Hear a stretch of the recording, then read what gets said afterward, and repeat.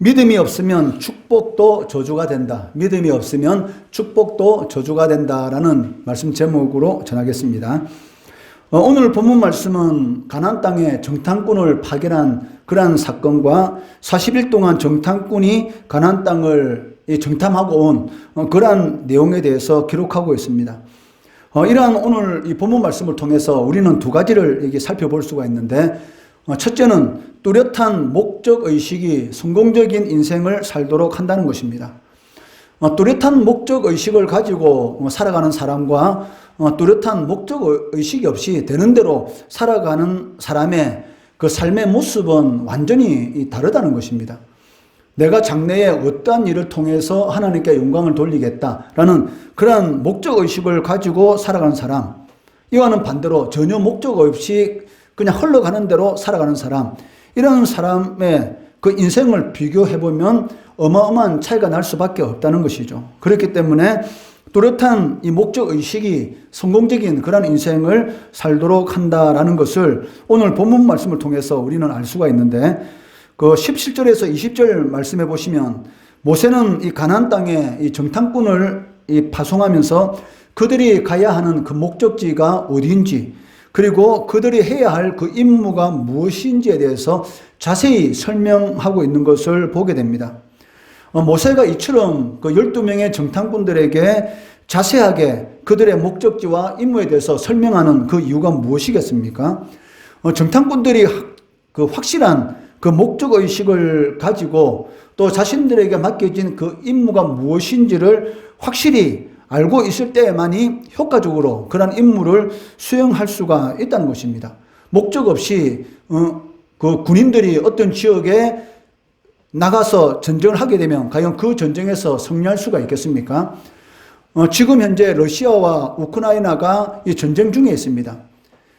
원래 러시아의 계획은 무엇입니까? 한 3, 4일 만에 우크라이나를 충분히 항복시킬 수 있을 것이다 라는 그러한 생각을 가지고 이 전쟁을 일으켰는데, 지금 거의 2달이 넘어가는 그러한 그 시간이 흘렀음에도 불구하고 전혀 우크라이나를 항복시키지 못하고 오히려 러시아에서 많은 그런 인명피해가, 군인들이 죽는 그런 일들이 이렇게 일어나고 있는 것을 이렇게 볼 수가 있습니다. 그 이유가 무엇입니까? 처음에 러시아 군인들이 그 우크라이나 땅에 들어갔을 때 어떤 군인은 지금 훈련 중인 줄 알고 이게 실제 전쟁이라는 생각을 전혀 하지 못하고 그냥 훈련이라는 그런 생각을 가지고 이 우크라이나 땅에 이렇게 파병된 그런 군인도 있었다는 것이죠. 그러니까 러시아에서 정확하게 지금 우크라이나와 하는 전쟁은 어떤 전쟁이다라는 것을 군인들에게 정확하게 알려줘야 되는데도 불구하고 어느 곳에 도착해서 눈 떠보니까 우크라이나 땅입니다. 그러니까 자신은 그냥 훈련한 줄 알고 따라왔다는 것이죠. 그러니까 이러한 일이 결국은 지금과 같은 이런 러시아의 이런 어려운 그런 전쟁 상황을 겪게 하는 것을 볼 수가 있습니다. 마찬가지로 12명의 정탐꾼이 가나안 땅에 들어와서 그 땅을 정탐해야 되는데 목적지도 없이 그 정확한 임무도 없이 만약에 가서 대강 훑어보고 오라 이렇게 한다면 당연히 그 땅을 제대로 정탐할 수는 없는 것이죠. 그렇기 때문에 모세는 이 12명의 이 정탐꾼들에게 목적지가 어딘지, 그리고 어느 길로 올라가야 되는지, 그리고 그곳에는 어떤 이 산성이 있는지, 아니면 토성이 있는지, 아니면 산지인지, 아니면 평지인지, 그런 모든 것들을 자세히 보고, 그리고 그 땅에 있는 이 과일 열매도 따서 가지고 오라라고 이렇게 자세히 그 목적지와 임무에 대해서 설명하는 것을 볼 수가 있습니다. 이러한 설명을 들었기 때문에 그 12명의 정탐꾼들은 효과적으로 그 정탐 임무를 잘 마치고 돌아올 수가 있었습니다. 물론 그 중에 10명은 그 땅에 대해서 이 불신앙적인 그런 말을 했지만 실질적으로 그 땅을 정탐하는 임무에 대해서는 정확하게 자신들이 해야 될 일이 무엇인가 알고 정확하게 그 임무를 수행하고 왔다는 것이죠. 심지어는 이 포도나무 가지를 하나를 꺾었는데 그 꺾은 그 가지에 여러 송이의 이 포도가 달려 있었기 때문에 이 두 사람이 막대에 끼어서 들 정도로 그런 상황들도 있었지만 어떻게 하든지 모세가 말한 그 임무를 확실하게 이렇게 수행해 오는 것을 알 수가 있습니다. 이는 그들이 또렷한 이런 목적의식을 가지고 그 가나안 땅을 이게 정탐하였기 때문에 그런 것이 가능하였다는 것입니다. 만약에 이러한 뚜렷한 목적 없이 가나안 땅에 들어갔다고 하면은 그 가나안 땅에 살고 있는 족속들 얼마나 두렵습니까? 혹시 우리가 정탐하다가 걸리면 어떻게 될 거지? 라는 이런 두려움 때문에 제대로 정탐도 하지 못하고 아마 돌아왔을 겁니다. 그렇지만 40일 동안 그 땅을 그렇게 곳곳을 다 정탐할 수 있었던 이유는 바로 모세가 정확하게 이 목적의식을 심어주었기 때문에 그것이 가능하였다는 것이죠. 이는 오늘날 우리 성도들에게도 그대로 적용되는 것입니다. 만약에 하나님께서 여러분들을 이 땅에 보내신 이유, 여러분들을 예수 믿도록 해주신 이유, 여러분들을 장류 세계에 보내신 이유, 그런 정확한 이유를 알고 그리고 궁극적으로 내가 마지막으로 도착할 곳이 어떤 곳이다라는 그런 인생의 이 종착지에 대한 그런 정확한 여러분의 목적의식을 가지고 있다면 아마 하루하루 삶을 대강대강 살지는 않을 것입니다. 하나님께서 나를 예수 그리스도의 십자가의 보혈의 은혜로 나를 구원해 주셨지. 왜 하나님께서 나를 구원해 주셨을까? 그냥 하루하루 대강대강 살고 지나도록 그렇게 나를 구원해 주셨을까? 그건 아니란 것이죠. 하나님께서 하나님의 아들 독생자를 십자가에 못 박혀 죽이면서까지 여러분을 구원해 주셨을 때는 분명히 여러분 한 사람 한 사람을 통해서 하나님께서 이루시려고 하는 그 목적이 있다는 것이죠. 그러니까 그 목적을 제대로 아는 사람은 하루하루의 삶을 대강대강 보내지 않습니다. 하나님께 주신 이 24시간, 이 시간을 아껴서 그리고 하나님의 영광을 위해서 그리고 내가 어떤 위치에 있을 때에 하나님께 더 영광 돌리겠는가라는 그런 생각을 하고 열심히 하루하루를 어떤 목적의식을 가지고 살아가게 된다는 것이죠. 목적의식이 없다는 것은 어떤 사람과 똑같습니까? 토머스 칼라일의 이 말처럼 목적이 없는 사람은 방향타 없는 배와 같다라고 이렇게 말하는 것과 똑같습니다. 목적이 없는 사람은 방향타, 저기 프로펠러 뒤에 저기 방향타가 있지 않습니까? 이 물고기 지느러미처럼 물고기가 방향을 받기 위해서는 지느러미를 움직이는 것처럼 바로 저 방향타에 의해서 아무리 큰 배들도 오른쪽으로 갔다가 왼쪽으로 갔다가 또 뒤로 갔다가 이렇게 할 수가 있다는 것이죠. 마찬가지로 이런 목적이 없이 살아가는 사람은 저런 방향타가 없는 그런 큰 배와 같다라고 말을 할 수가 있습니다. 만약에 배에 방향타가 없다면 어떻게 되겠습니까? 앞으로 가든지 뒤로 가든지 이것밖에 할 수 없을 것입니다. 오른쪽으로 가고 싶어도 가지 못하고 왼쪽으로 가고 싶어도 가지 못하는 또 물결에 따라서 이리 갔다 저리 갔다는 그러한 상황에 처할 수밖에 없다는 것입니다. 그렇기 때문에 바울은 자신에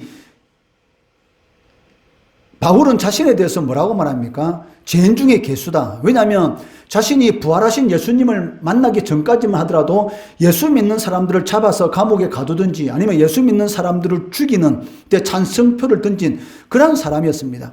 그러니까 교회를 핍박하는, 예수를 핍박하는 그러한 일을 행하는 그런 사람이었습니다. 그런데 이 다마스커스라는 곳에 예수 믿는 사람들을 잡으러 가다가 그 길 위에서 부활하신 예수님을 만나고 난 이후에 자신이 하나님을 위해서 한다고 생각한 그런 모든 일들이 오히려 하나님을 대적하는 그러한 일이었구나라는 것을 깨닫게 되고 이제는 예수를 핍박하는 사람이 아니라 예수를 전하는 이방인의 사도로서의 그러한 삶을 살아가는데 바울이 복음을 전할 때에 아무 의미 없이 목적 없이 그냥 복음을 전했다는 것이 아니라는 것입니다.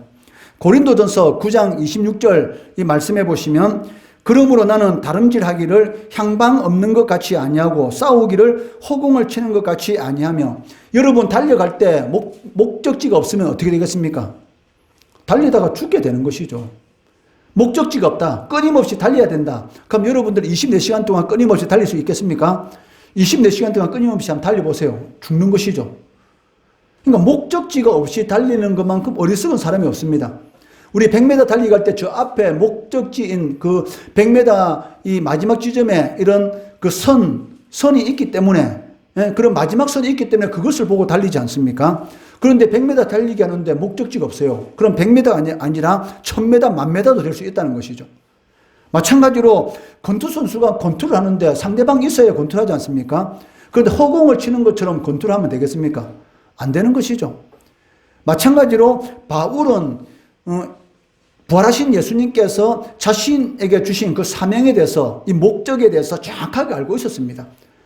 그리고 그 목적 의식이 있었기 때문에 어떤 어려운 그런 상황 가운데 빠진다 할지라도 그 어려움을 이기면서 하나님 앞에 서는 그날까지 끝까지 이 사명을 잘 감당할 수 있었다는 것이죠. 그러니까 목적이 있는 사람은 어떤 일을 당한다 할지라도 견딥니다. 왜? 자신의 목적이 있기 때문에 내가 반드시 이것은 이루어야 되겠다라는 그런 불굴의 그런 목적을 가지고 있는 사람은 어떤 어려운 일이 있다 할지라도 이겨나가는 것이죠. 이 공부도 마찬가지지 않습니까? 내가 어느 대학교 들어가야 되겠다. 그 목적을 가지고 있는 사람은 공부하는 방식이 다르죠. 왜? 목적이 있으니까. 근데 목적이 없으면은 이 공부가 집중이 잘 안 돼요. 왜냐하면 내 목적이 없으니까 어느 선까지 내 실력을 올려야 되겠다라는 그런 기준이 없지 않습니까? 그렇기 때문에 어떻게 되겠습니까? 뭐 되면 되고 말면 말고 이런 식으로 학교 생활을 하게 된다는 것이죠. 그러니까 과연 성공적인 좋은 그런 성적을 받을 수 있는가? 그것은 불가능한 것이죠. 여러분도 마찬가지 않습니까? 내가 이번 학기 동안에는 나의 등수를 어느 정도 올려야 되겠다라는 그런 정확한 그런 목적이 있어야 됩니다. 그러니 그냥 계획도 없이 둥그스름하게 내가 어느 정도는 해야지 이러한 그런 생각으로 공부하게 되면 전혀 성적을 올릴 수가 없다는 것이죠. 그렇기 때문에 어떻게 보면 그 나의 경쟁자가 있는 것이 참 도움이 됩니다. 이 올림픽 선수들 보면은 이 경쟁자가 있지 않습니까? 항상 1, 2등을 다루는 그런 경쟁자가 있으면 그 경쟁자 때문에 더 열심히 하죠. 내가 저 사람만 꺾으면 나는 금메달이야. 그런 목적의식이 있으니까 그 얼마나 힘듭니까? 그 숨이 목까지 차는 그런 상황 가운데 있더라도 조금만 더 하면서 근력을 키우고 힘을 키우고 그러면서 실력을 쌓아가는 것이죠. 그렇게 실력을 쌓아갔을 때에 자신의 이 경쟁자를 만났을 때 그 경쟁자를 이기는 그런 일이 나타날 수가 있다는 것입니다. 이만큼 목적을 가지고 살아가느냐, 목적 없이 살아가느냐, 이것은 그 사람 인생이 성공적인 인생을 살아가느냐, 아니면 실패하는 인생을 살아가느냐라는 그 기준이 될 수가 있다는 것입니다. 그런데 오늘날 너무나 많은 성도들이 아무 목적 없이 자신의 인생에 대한 뚜렷한 목적 없이 그저 하루하루를 허비하는 그런 많은 성도들이 있습니다. 그냥 믿지 않는 사람들과 똑같이 오직 먹고 사는 문제에 빠져서 하나님의 영광과는 전혀 상관없이 하나님을 기쁘시게 하는 그러한 일하고는 전혀 상관없이 아침에 눈 뜨고 그냥 직장 생활하고 월급 받고 그러고 먹고 싶은 거 사 먹고 자고 주일날은 형식적으로 예배 드리고 그러니까 전혀 하나님께서 구원해 주신 그 은혜와는 전혀 상관이 없는 그러니까 믿지 않는 자들과 똑같은 그저 하루하루를 육신의 정욕을 채우기 위한 그런 삶을 살아가는 성도들이 생각외로 너무나 많다는 것입니다. 이들은 자신에게 하나님께서 맡겨주신 그 사명이 무엇인지도 모르고 그리고 어떻게 그것을 이루어야 하는지에 대한 그런 고민이 없다는 것이죠. 고민이 없으니까 기도하지 않습니다. 기도한다는 것은 무엇입니까? 고민이 있다는 것이죠. 기도한다는 것은 반드시 고민이 있기 때문에 기도합니다.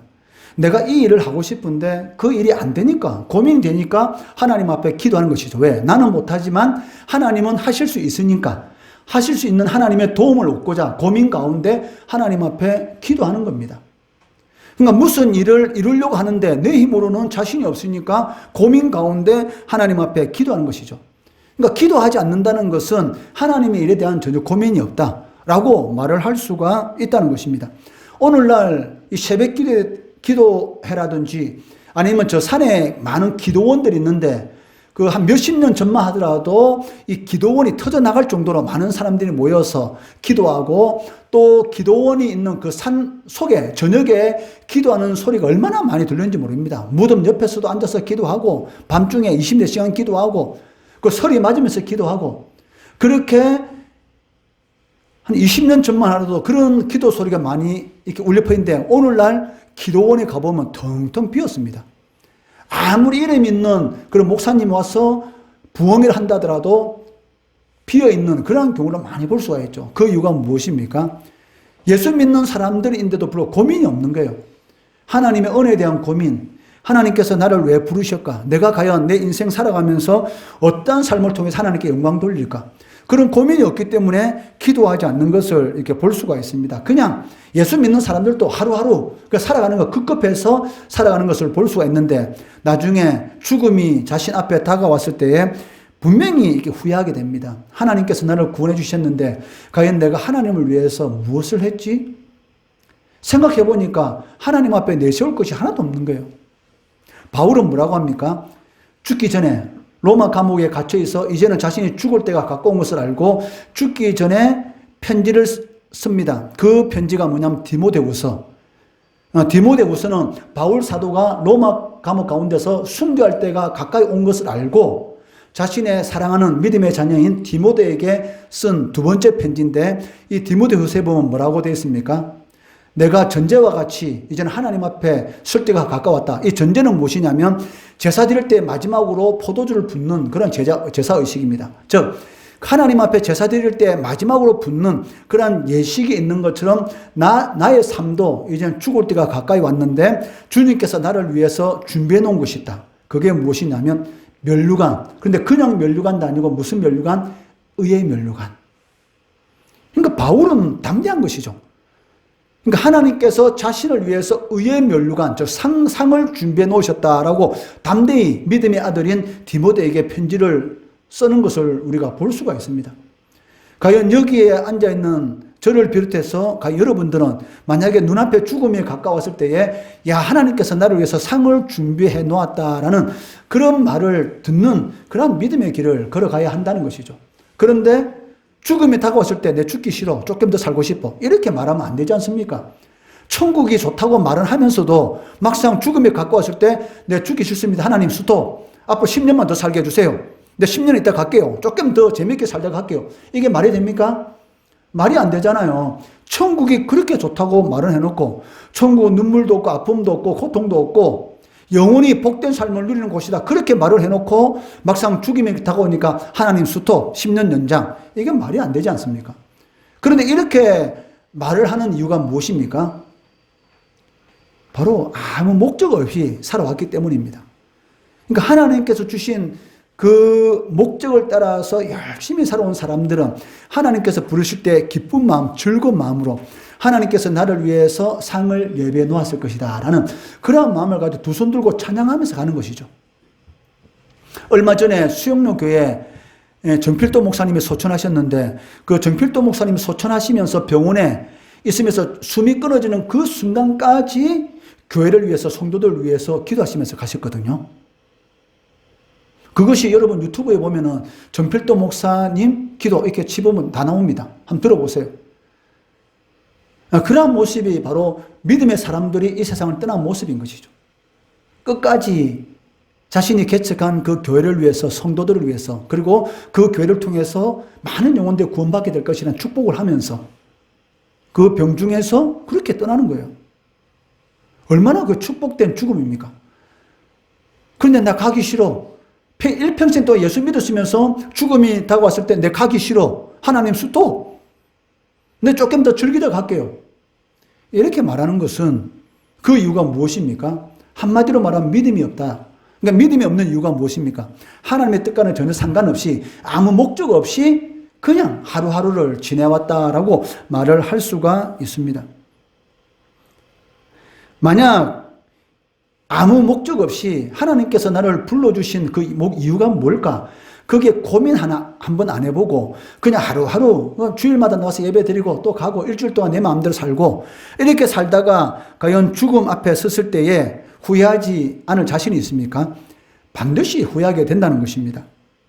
그렇기 때문에 이 자리에 앉아서 예배 드리는 여러분들은 여러분 인생에 대한 하나님께서 나를 하나님의 자녀로 불러주신 그 목적이 무엇인지 그 목적에 대한 정확한 의식을 가지고 살아가야 한다는 것입니다.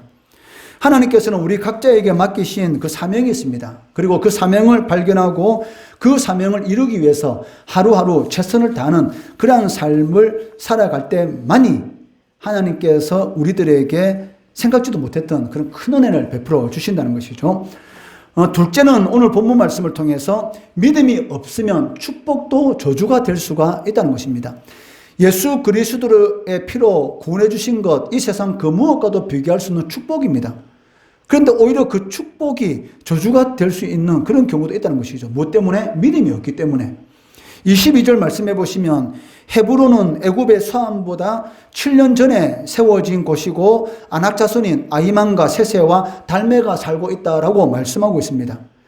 이는 헤브론이 애굽 왕 바로가 거주하던 이 도시, 이 수암보다도 오랜 역사를 지닐 정도로 견고한 성이었고 또 거대한 신체와 강한 힘을 가진 이 거인 족속인 아낙 자손이 그곳에 살고 있는 곳이다라고 말을 하고 있습니다. 그런데 이러한 사실, 바로 가나안 땅에는 이 거인 족속인 아낙 자손이 있기 때문에 우리는 그들에 비하면 메뚜기에 불과하다라고 이 여호수아와 갈렙을 빼놓고 10명의 정탐꾼들이 이 불신앙적인 그런 말을 하지 않습니까? 그렇기 때문에 올라가면 죽을 것이다. 가나안 땅 정복하는 건 어렵다. 왜? 우리는 메뚜기고 그들은 거인이기 때문이다. 라고 이 10명이 이렇게 불신앙적인 그러한 이 보고를 하게 된 이유가 바로 이 22절 이 내용 때문인 것이죠. 즉, 거인 족속이 아낙 자손이 그 땅에 있기 때문에 싸워서는 우리가 이기기 도저히 불가능하다. 하나님께서는 올라가라, 치라, 그러면 주겠다라고 약속해 주셨는데 이 겉만 보고 믿음 없이 이렇게 보고를 함으로 인해서 결국은 이스라엘 백성들이 하나님을 원망하고 불평하는 그러한 일이 일어나게 되고 이 2년 만에 도착한 가네스 바데아, 가나안 땅 접경 지역에서 다시 돌아와서 광야에서 38년 동안을 다시 방황하다가 20살 이상 된 사람은 다 죽게 되지 않습니까? 그런데 여러분 한번 생각을 해보세요. 아무리 성읍이 견고하고 그곳에 살고 있는 족속이 막강하다 할지라도 그러한 사실은 오히려 이스라엘 백성들에게 더 축복의 장소가 되는 것이고 더 기뻐할 수 있는 일입니다. 왜 그럴까요? 이미 하나님께서는 가나안 땅을 주시겠다라고 약속했습니다. 그런데 그 땅에 살고 있는 가나안 족속들은 강한 족속이고 막강한 그러한 이런 힘을 가지고 있는 족속이었습니다. 그런데 그렇게 막강한 족속과 싸워서 이겼다. 왜? 이미 이긴 것을 결정 난 거니까. 하나님께 약속해 주셨으니까.